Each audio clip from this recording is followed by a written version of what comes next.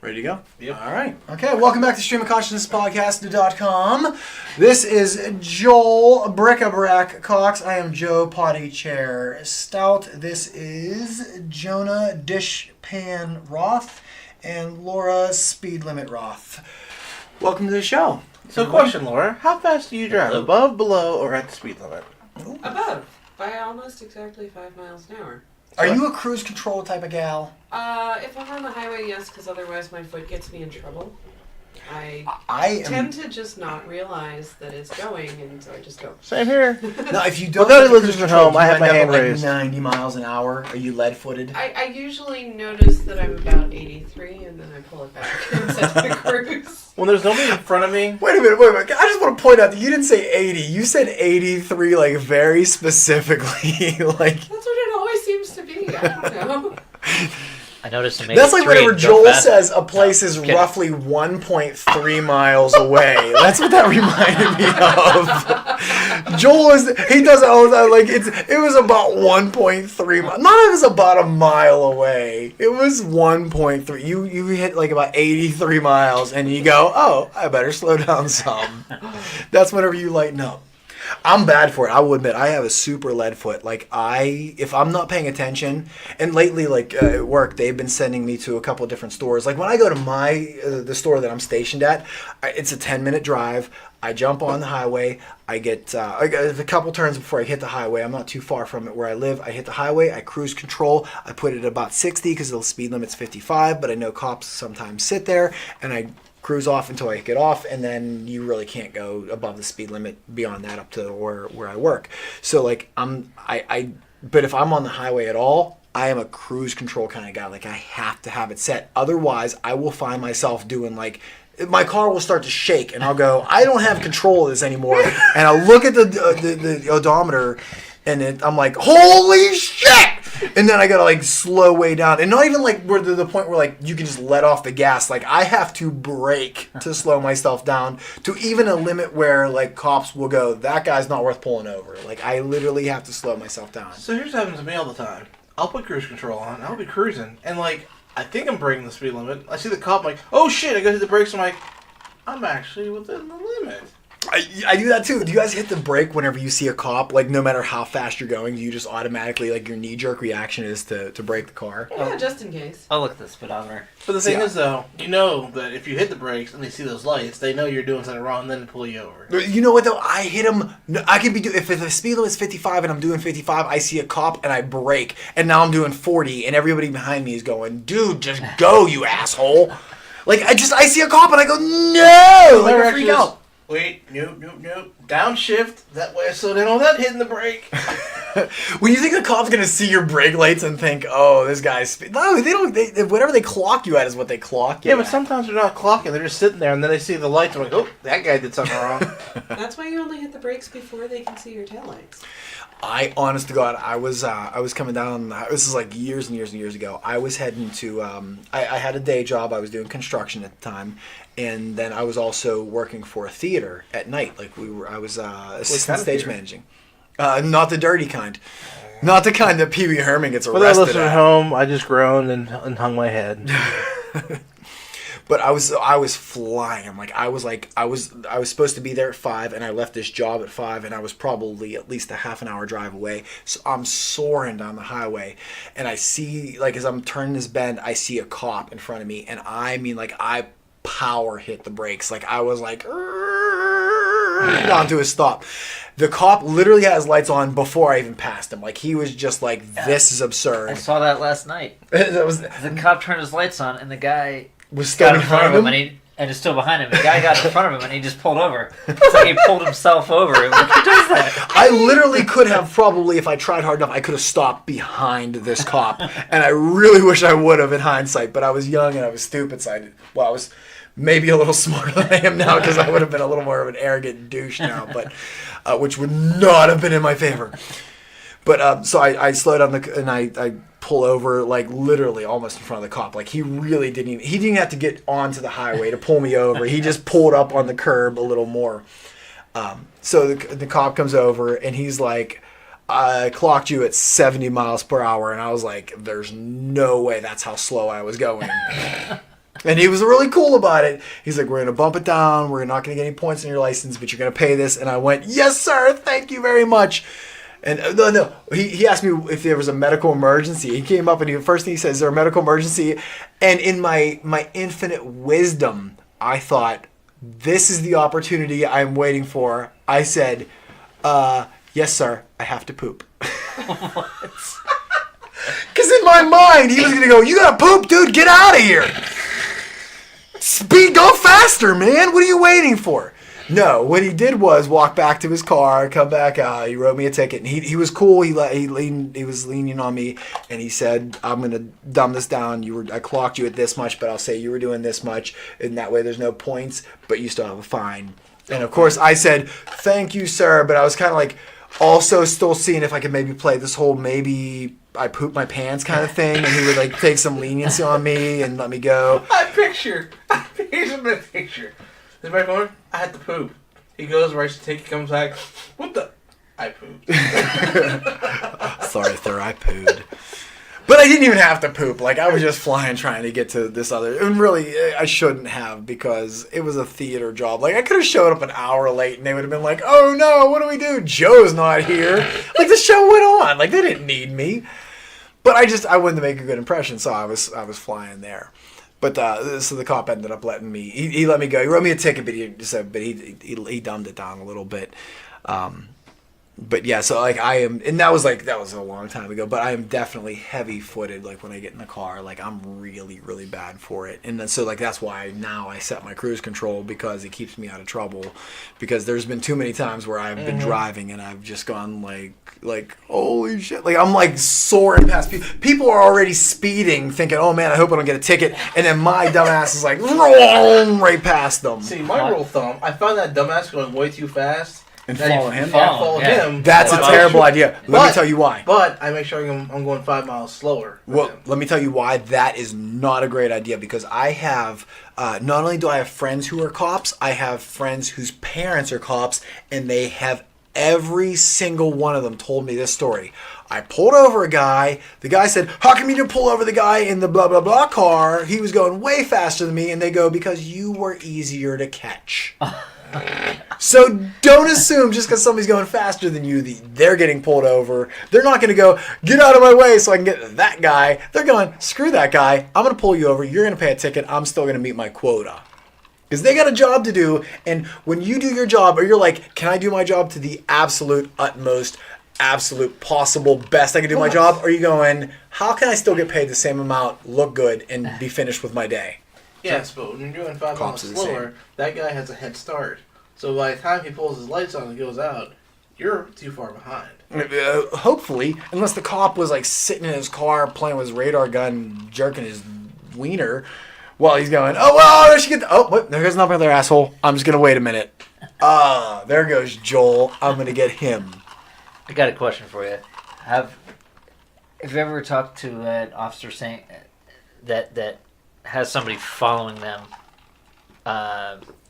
If they're like going too fast on the highway, is this a line of cars following them? Yes. No. Have they said anything about that? No. Yeah, I have actually. Because I do that. My buddy Nick is a cop, and he does this one where, and this is another thing you have to watch for, where he will have, because a lot of times cops sit in pairs. They're not always by themselves. Usually they'll be a few miles apart. Like one will stop, and then like 3, 4, 5 miles down the road, another cop will sit. So what they'll do is, if they see somebody, if they pull out and they start going and somebody's falling behind them, say the cop's going too fast, what they'll do is they'll radio ahead to the next guy, because they have quotas they have to meet. They have to write so many tickets per day or per month or whatever. So what they'll do is Nick will call ahead and say, hey, Doug, or whatever the guy's name is, I got this blue Toyota Camry following me. And so he'll speed up and he'll wait till he gets past that guy. You're following behind him. Next cop pulls out behind you, pulls you over because you're speeding. And you go, I was just following the cop. And he goes, you were still speeding. And you're still wrong. It is wrong or not. It's not even technically entrapment either. So they do that sometimes so that they can meet their quota. So yeah, do not assume that just because you were behind a cop, you are still legal. You're not. Yeah, that is Following a stupid cop is not. But Man, that's crap. You can fight it all you want. You still did wrong. It's the same thing whenever you're following another speeder. If you're following a speeder and he's doing 20 miles above and you're only doing 15 miles above, you're still doing 15 miles above. You're still wrong. Yeah. And says you. You can fight it all you want. Listen, says me and the Commonwealth of Pennsylvania magistrate. Was it Ice Cube or Ice T? Fuck the police. That was Ice Cube. Speed limits. Yes. Well, regardless, yeah. And I have a couple friends. A few of my friends, their parents are cops. So when I was younger, I would ask them questions because I wasn't shy to go, "Hey, what can I get away with?" Like I think most people, like you find out your parents' friends are cops, and you go, "Oh, I should probably not smoke pot in their basement." But there's me, and I go, cool? "Hey, what can I get away with?" Like some of my very. Yo, is this cool? Because if not, I'll just put it away. Yeah. Although I will tell you this, two of my really good friends growing up, and sadly they had a disease, they passed away, but I was very close with their parents, and so there's been many times where I've had discussions with their parents about what can and cannot happen and things like that, and they're the ones that really have told me the bulk of my information of what I know. But there was absolutely several times that, and I never smoked pot growing up. Like, it was not my thing. I don't really, nothing about burning something into my face appeals to me. Nothing against anybody who does smoke pot. It's not my thing. But there have been times where my friends have got busted either with beers or with pot, and their parents have went, "We're taking that." And then their parents came out of their bedroom several hours later with red eyes and going, "It's cool. So you guys can hang out. You guys want something to eat? We're so hungry, man." Like, that's happened. That has legitimately happened. And when I was younger, I went, "Dude, your parents were a-holes like an hour ago. I don't know why they're so cool now." But now, in my maturity, and I say 20/20 hindsight, like, I look back and I went, "Oh my God, dude, they smoked your pot." It's legitimately happened, and there's more cops that probably that do smoke pot than don't.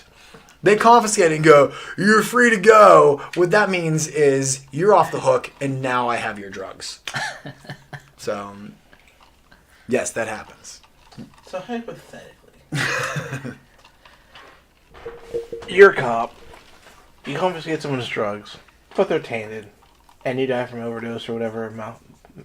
Whatever. Oh my God, dude! On Facebook, you can find a cop who took someone's drugs and they were laced with like LSD or something, and the cop smoked this dude's pot and then called the police station saying he thought he was dead. Wait, not dying. Not I smoked some pot and I think I might be dying. He called, as a police officer, called other police officers and said, "I think I'm dead. I think I died." And I picked up the phone. I called you. "Can you send out an EMT to take a look at me?" Like, that's what happened. It's on YouTube. I swear to God. That is so awesome. Yes. So, does it happen? Absolutely, it happens.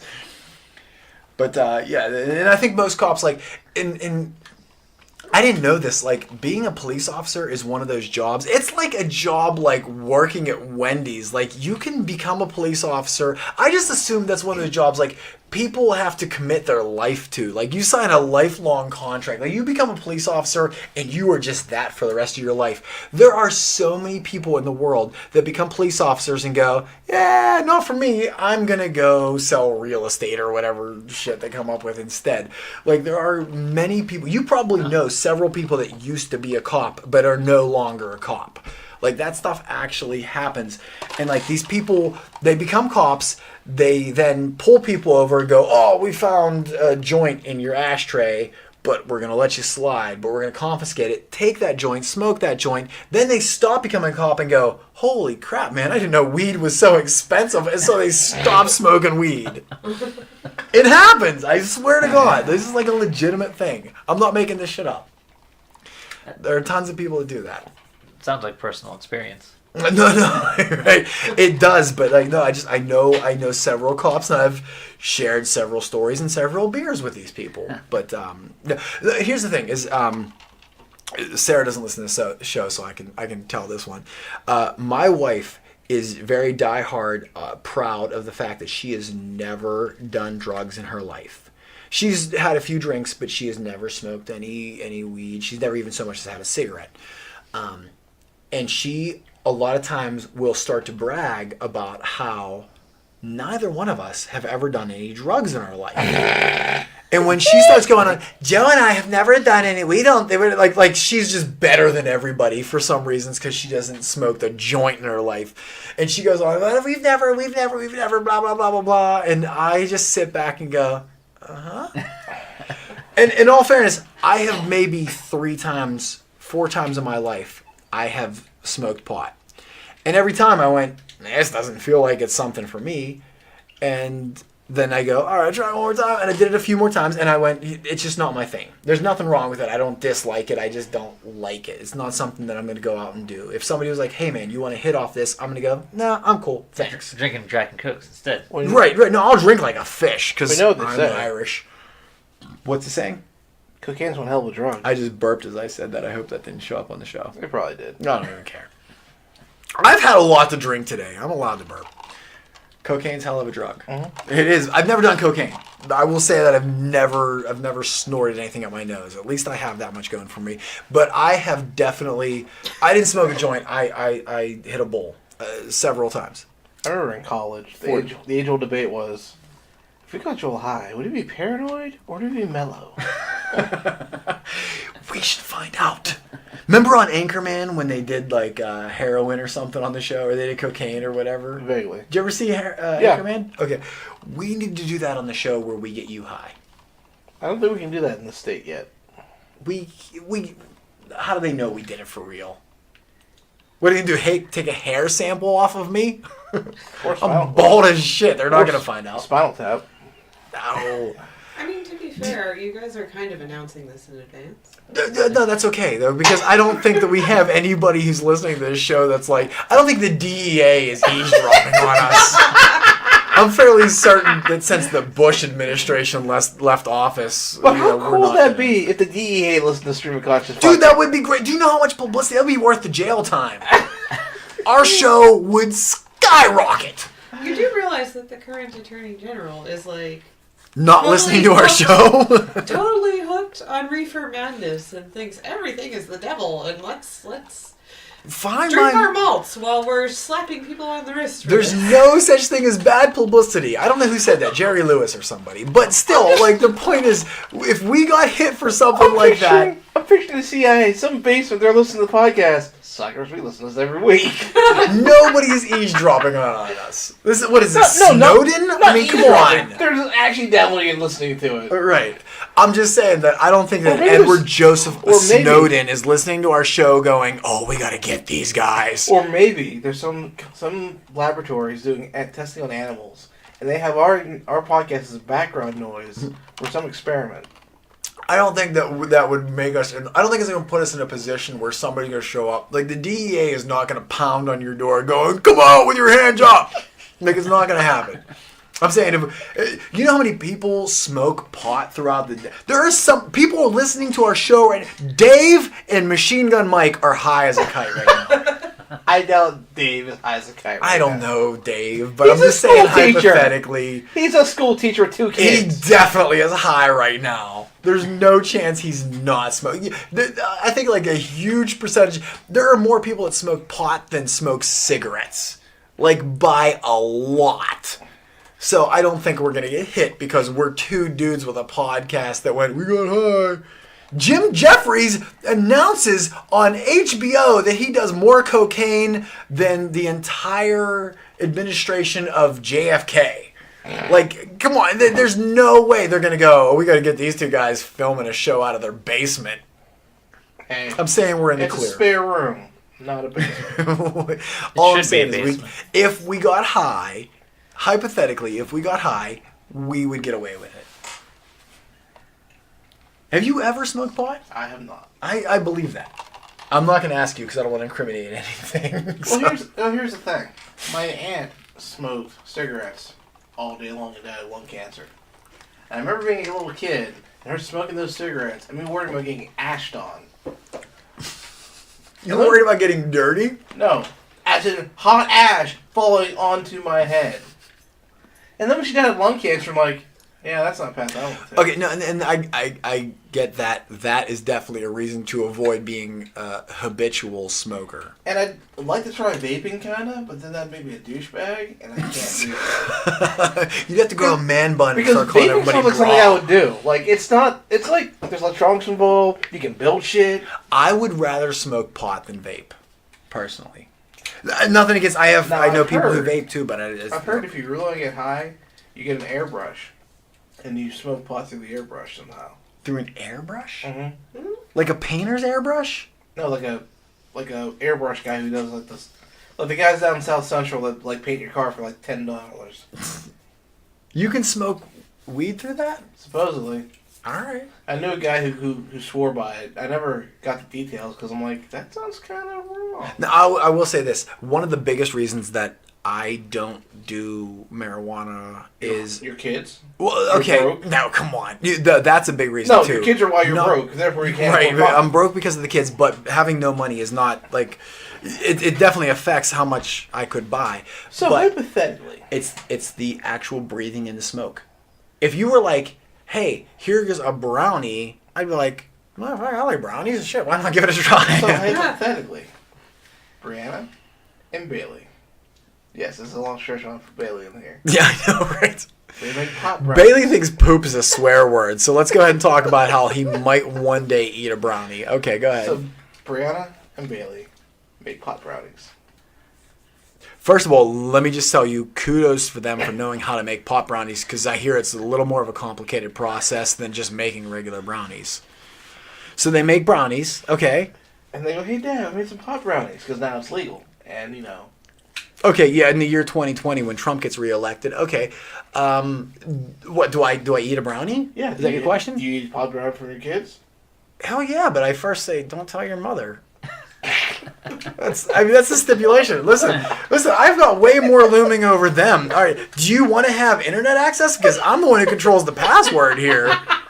So yeah, I'll eat a brownie, but if you tell your mom, expect to not be able to play Overwatch for the month of March and April. Like, that's... They'd have to give it to you. It's payment. Yeah, and here's the other thing. If they say, hey, Dad, we made pot brownies, I'm fairly certain that alone wins me the rights to anonymity. Yeah, it's basically like hush money. Right, yes. Yeah. It's like whenever your uncle would go, hey, here's $5, don't tell your mother. And you'd go, $5? I think I need more than that if I'm not going to tell her. I just picture Brianna, Bailey, Brody, and you eating pot brownies. And Sarah coming home. What's going on? We ordered some pizzas. So your kids are blackmailing you, We're all playing video games and eating pizza. I don't know what's happening, honey. These tacos just showed up out of nowhere. Right? Why does the house smell like Taco Bell? Listen, let's face the facts. Bailey probably... He's going to be one of those kids that never, ever, ever, ever, ever does drugs in his life. He probably will never evolve to the point where he uses curse words or pays a bills late. Brianna, I seriously doubt it. Brody's going to go to jail for it. Brody is definitely getting arrested for some... If Brody stays off of heroin, I'm going to call myself a good parent. Wow. Bella, too soon to tell. Who knows? She could end up either which way. Brody's influential.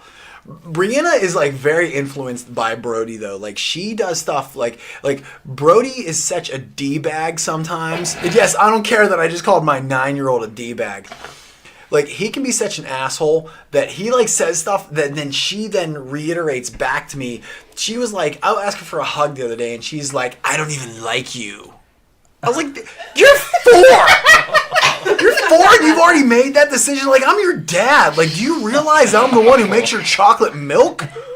Like, that's maybe not the coolest thing to say. I'm like, why do you not like me? And she's like, because Mom doesn't like you. And I'm like, I swear to God, she said, I don't like you. And I go, why do you not like me? And she goes, because Mom doesn't like you. And I'm like, that's maybe a discussion Mom and I have to have now because I'm a little uncomfortable with where that came up in conversation. Like, Mom, say that? Do I need to, like, she's like, and then, like, and I know it's because Brody told her to say that because he is Loki.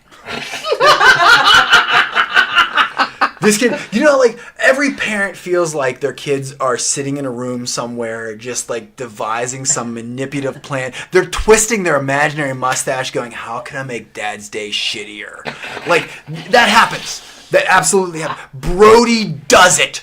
Brody sits around. I swear to God, I've caught him just maniacally planning evil shit to say and do to make my life more miserable.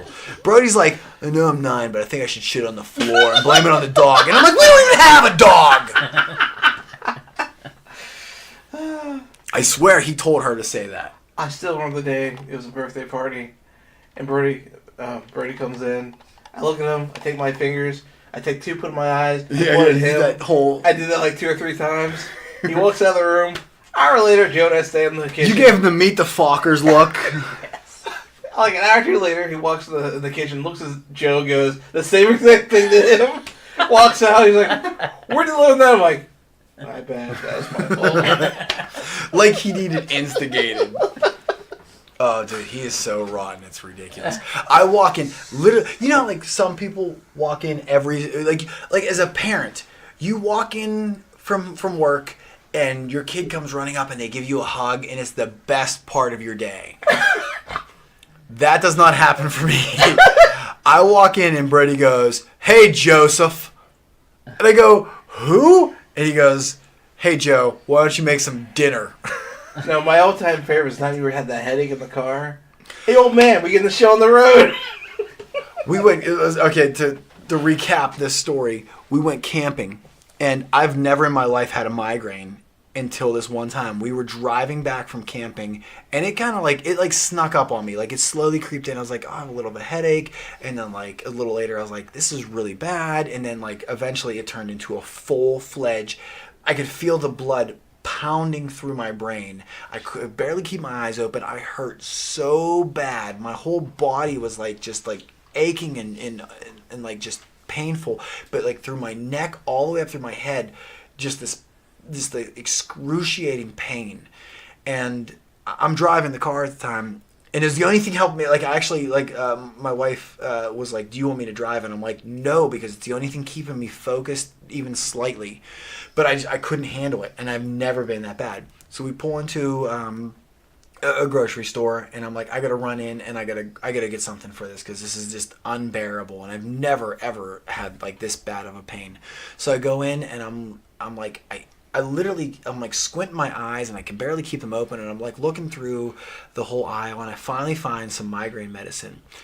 And so I take it and I go and I pay for it, and the girls like go a little bit. The girl at the register they're never chatty. They're like, "Is this all?" And you pay them their money. This girl like actually wanted to have a conversation with me, and I was like, "Please just take my money and let me leave." So I pay for it, and I'm like kind of an asshole to her, even though I'm not really trying to be. I go out and I pop a couple of these migraine pills, and I drink some water, and I'm like, just give me a minute. And I've got I'm covering my eyes with my hands on my head, and I've got my elbows on the steering wheel, and I'm just leaning for a second, and I'm like, just give me a second just to recoup myself. And I'm calm, and I'm just like trying to like pull myself together, and everything's nice and relaxed, and I'm starting to actually feel just a little bit better, just kind of being cool. And Brody, from 3 seats back in our minivan, goes, "Hey, old man, you ready to drive yet?" And I was like, "Sarah, talk to your kid before I kill him." That was a nightmare. That's Brody pretty much in a nutshell. And that's why I don't have children. Yeah. And here's my least favorite part of this is anybody who meets my kids. Like, all my kids are very lovable. They're all very sweet kids. And people are always complimenting me, like going out of their way to go, "What nice children you have." But Brody's the one people go, "Oh, I love Brody." And I'm like, he's a dick. That kid is such a jerk. It sounds like he knows exactly how to push your buttons, unfortunately. But, so, and like everybody across the board loves Brody. They think he's just so adorable and he's charismatic and he's got this like personality that people really migrate to. He is you. I'm getting to that because sometimes he's an a-hole and people go, oh, what a kid, blah, blah, blah. And then my mom comes around and my mom hears him say this stuff to me and she laughs her ass off. And she she doesn't literally flip me off, but I know in her mind she's just like, fuck you, because you deserve that. Because he is me in a nut. He's just like this encompassment. He's this embodiment of me. But he's not me when I was a kid, when I was kind of a dick. He's me as an adult when I've really evolved into a dick. That's what they're always saying about the mother's curse. May you always have one exactly like you. We should have stopped it too. That's why I don't have one. On that, folks, we're going to call this a end. That's it? That's the end of it? Yep. Oh, what was a fun time. We're not here for a long time. We're here for a good 30 time. minutes and 48 seconds. All right, thanks for joining us. Tune in next week to streamofconsciousnesspodcast.com. Be sure to join us on Player FM. I'm going to get it out of the way first because I remembered it. Also on Facebook and streamofconsciousnesspodcast.com. And, of course, you can follow us on Twitter and the Setch. All right. Thanks. Apple iTunes, Google Play. You don't have to. We don't need all. Nobody follow us all on anything, anyways. So One of these days, I'm going to set stats up. yeah. All right. Until then, I'll be holding my breath. Good night, folks.